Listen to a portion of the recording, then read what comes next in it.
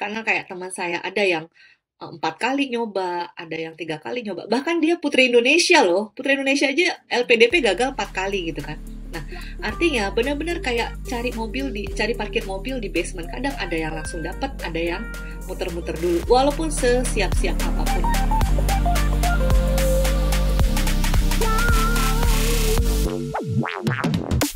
Hai Sobat 15 Menitan dimanapun kalian berada. Saat ini kalian sedang menonton part ketiga atau bagian terakhir dari episode bersama dengan Miss Hari. Pada part pertama, Miss Hari telah bercerita terkait motivasi yang mendasarinya untuk melanjutkan studi S3 di UNSW Australia melalui beasiswa LPDP. Kemudian pada part kedua, Miss Hari juga telah menceritakan pengamatan yang ia dapati ketika melihat mahasiswa Australia dan juga mahasiswa Indonesia. So, buat teman-teman yang penasaran dengan cerita lengkapnya, kalian bisa langsung tonton baik itu di YouTube, Apple Podcast, Spotify, maupun all streaming platform favorit kalian. And now, let's get back to the third part of the episode with Miss Hari. Dan kita tahu kan, tadi kayak Kak Sally bilang, kuliah S3 tuh sendiri tuh nggak simple, nggak gampang. Dan nggak gabut juga lah, karena banyak banget kerjaan yang harus dilakuin kan. Betul. Plus, Kak Sally juga masih sempat bikin YouTube channel nih. Ya. Plus, ternyata kita juga baru tahu, ternyata Kak Sally juga punya keluarga, jadi harus merawat keluarga juga di Australia. Yep. Itu waktunya dari mana sih sebenarnya? Gini, karena ya memang kalau PhD student itu kalau full time itu memang mintanya adalah requirement-nya adalah 7-8 jam kerja kan.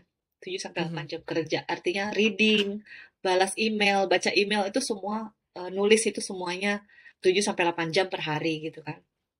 Nah, saya gini, bangun pagi itu saya siapin makanan buat keluarga, kemudian saya antar anak saya yang nomor 2 yang masih SD, kemudian pulang nih kayak jam segini tuh, kadang kalau saya ada ide, saya record jam segini nih, jam ini kan masih jam 10 ya, 9, 10 gitu, ada ide saya record, kemudian oke, saya jalan di 1 jam gitu kan. Terus ya saya jalan kaki atau kadang bawa mobil ke kampus gitu. Deket banget, jalan kaki cuma 12 menit. Cuman kadang kalau anginnya atau cuaca nggak bagus saya bawa mobil gitu kan. Begitu sampai ya saya ngerjain PhD work saya gitu. Kemudian kalau bosan ya wajar dong kita bosan ya dengan lihat tulisan gitu kan, dengan membaca, dengan menulis itu kadang bosan kan. Ya saya keluar aja, nanti keluar jalan-jalan terus sambil ide, oh ya bagus nih kayaknya untuk dibuat jadi konten gitu kan. Konten itu dalam arti apapun ya, konten itu apapun. Jadi kalau kayak pemandangan atau apa ya itu saya bisa masukkan ke Reels, Instagram, atau bisa masukkan ke YouTube channel gitu. Tapi kalau untuk sharing segala macam ya kayak gini, saya butuh waktu mungkin 1 jam, saya record dulu di rumah gitu kan, untuk YouTube channel gitu. Memang udah niat ya, udah ada konsep dan lain-lain. Baru editnya nanti saya serahkan ke tim saya gitu. Dalam artian tim di sini adalah mahasiswa saya tadi yang sudah bukan mahasiswa lagi gitu kan. Saya minta tolong edit, baru nanti kalau udah jadi saya cek dulu, baru upload kayak gitu. Nah, kemudian itu tadi jam sampai siang ya, sampai sekitar 2.45 itu saya keluar lagi untuk jemput anak, kemudian pulang. Saya sampai anak-anak ngumpul gitu ya. Anak saya nomor 1 itu kan udah teenager, sudah remaja, jadi dia boleh naik pergi pulang sendiri gitu ya ke sekolah sampai jam 4 sekitar itu. Nanti saya dinner gitu kan. Sekitar jam 5, jam 6 saya pergi ke office lagi. Artinya saya mencoba memenuhi 7-8 jam kerja itu kan. Saya ke office lagi sampai malam. Malam itu ya fleksibel sih, kadang jam 9, 10 malam gitu kan. Tapi kalau lagi deadline-nya menggila gitu kan, when the deadlines approaching, jadi saya kadang sampai 11 malam, jam 1 malam, jam 2 pagi itu saya masih di office gitu.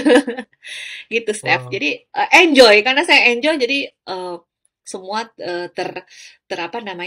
dijalani dengan baik. Dan you know what, saya pernah dengar dari salah satu, ini quotes yang bagus ya, dari motivator gitu. Jadi bedanya orang sibuk sama produktif. Kalau sibuk itu kita nggak ada hasil, tapi kalau kita produktif itu kita ada karya kan. Dan dari situ kita lebih bisa memanage waktu. Kalau kita mau terus berkarya itu kita lebih bisa memanage waktu. Beda sama, oh sibuk ke sini, tahu-tahu waktu habis. Tapi saya nggak merasa begitu. Dan saya masih bisa atur waktu untuk jalan-jalan. Untuk kalau kita Iya. bisa, zaman sekarang bilangnya self-healing gitu ya. Jalan-jalan sama keluarga atau jalan-jalan sendiri gitu kan sama teman-teman.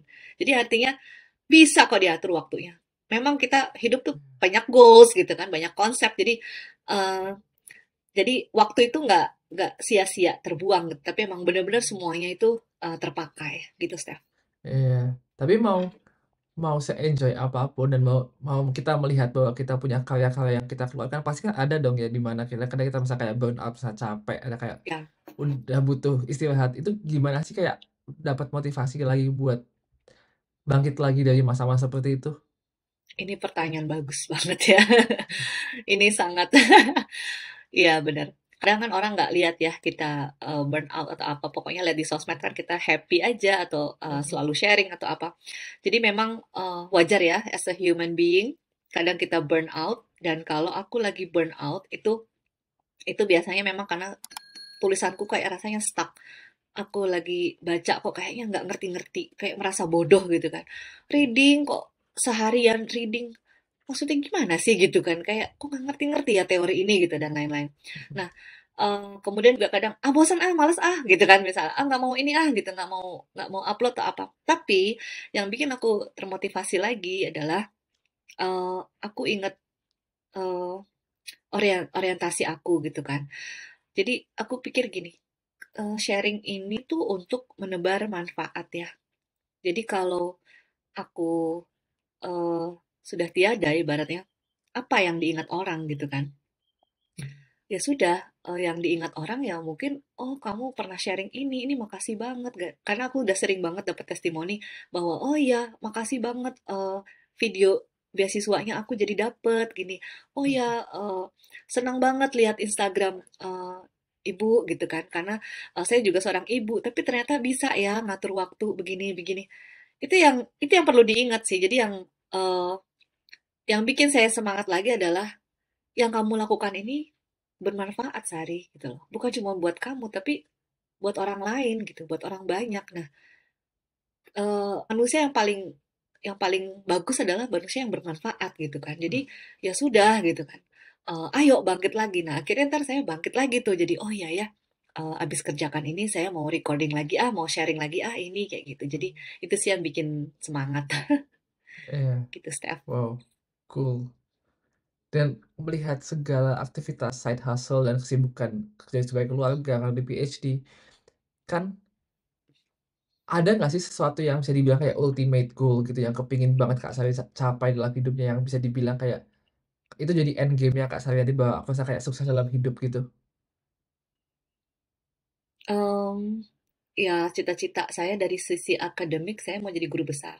Kenapa? Karena ketika menjadi guru besar, eh, berarti kamu sudah menjadi reliable scholars ya. Apa yang kamu pikirkan, yang kamu sebutkan, itu sangat bisa berdampak pada bisa sampai keputusannya pemerintah loh, gitu loh. Jadi Mhm. aku berpikir kalau ini pemerintah ini yang aku melihat dari kacamataku begini gitu. Nah, aku mungkin bisa menggerakkannya dari sisi pendidikan. Jadi ketika aku menjadi guru besar, ketika diminta nanti kepakarannya, dan aku bisa bicara begini begitu, mungkin aku bisa memberi dampak yang bagus untuk pendidikan di Indonesia. Itu dari sisi akademis. Kemudian yang kedua, ketika ini kan YouTube aku sudah monetisasi gitu kan ya, Mhm. artinya ini running terus kan. Ini adalah amalan yang aku tinggalkan. Aku berpikir gitu sih, Steph. Aku manusia yang penuh dosa gitu ya. Aku tahu banget, aku banyak banget dosanya. Tapi mungkin ketika nanti di akhirat gitu, ketika aku mati nanti, itu yang jadi penolong aku gitu. Aku berpikirnya gitu, Steph. Aku berpikirnya gitu. Jadi eh, footage yang aku tinggalkan ini dengan sharing ke teman-teman, ke semua orang yang butuh pada saat mendengarkan dan bisa mengubah hidup satu dua orang atau banyak orang, itu rasanya money can buy sih, Steph. Jadi ultimate goal aku itu karena untuk keyakinanku adalah uh, aku tidak apa namanya ini nih fana gitu loh nanti yang di endingnya adalah di akhirat nanti. Jadi kalau aku mau hidup enak di akhirat, ya aku harus berbuat sesuatu yang bermanfaat dan berdampak besar pada saat di dunia. Aku pikir gitu, Steph. Iya. Dan kita juga yakin pasti orang-orang yang merasa terbantu juga pasti mereka bakal nulisin lagi manfaatnya. Jadi nggak akan berhenti di mereka juga kan pasti. Bener, bener, Steph. Iya. Dan Karena mungkin inspirasi kan menular ya. Inspirasi itu menular. iya. Mm-mm. Ini mungkin sebelum kita menutup aku penasaran nih kayak satu pertanyaan. Kan jadi sekarang kan setelah pengalamannya Kak Sari kuliah S1 S2 kemudian mengajar kuliah S3, nanti selesai S3 kan mungkin ada plan balik ke Indo nih apalagi anak LPDP kan salah satu syaratnya kan untuk Mhm. kembali ke Indo. Ada nggak sih suatu kayak hal yang kepingin dikerjain gitu kayak begitu balik pulang Indo aku kepingin ngelakuin ini gitu ada nggak? Iya, ada. Tentu yang pertama adalah gimana caranya aku meng- apa ya bahasa ilmiah, aku lupa. Membagikan hasil penelitianku.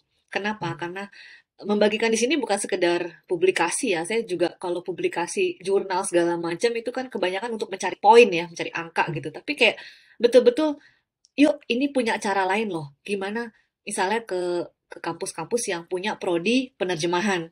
Ini Hmm.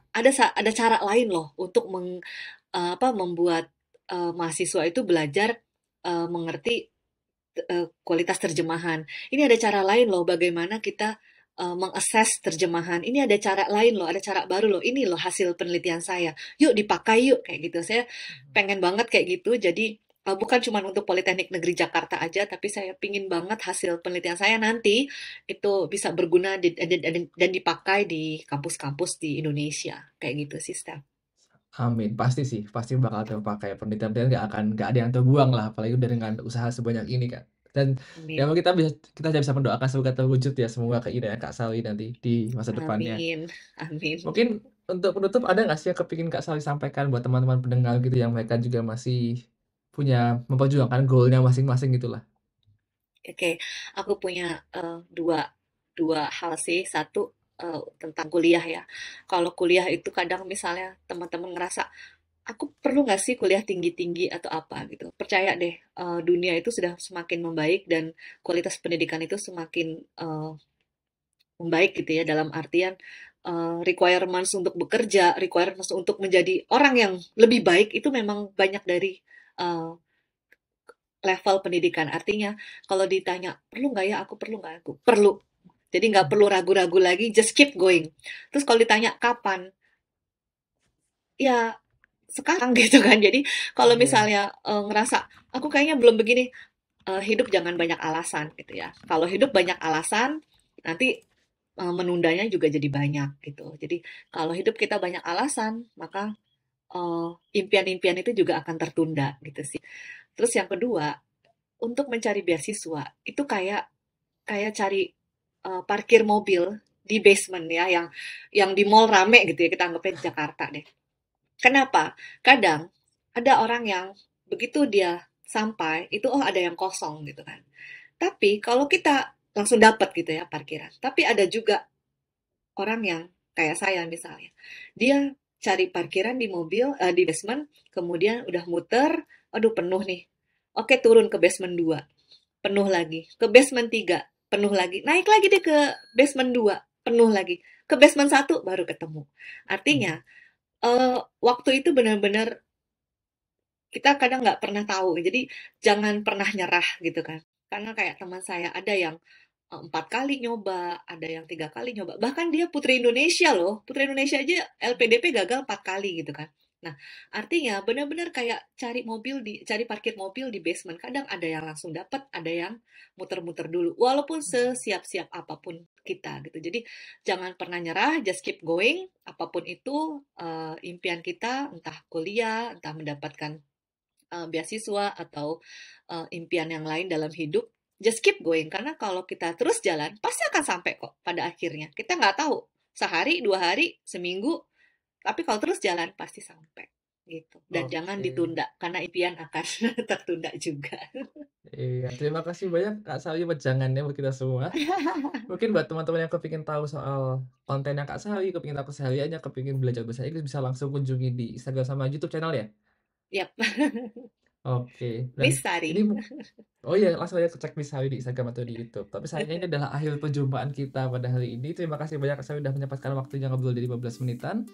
Semoga kita Sama-sama. suatu saat bisa ketemu lagi in person maybe. Who knows? Amin. Or I Tapi can ini go akhir there to Jerman. Oh iya, silakan langsung aja kabar-kabar kita bakal jalan-jalan.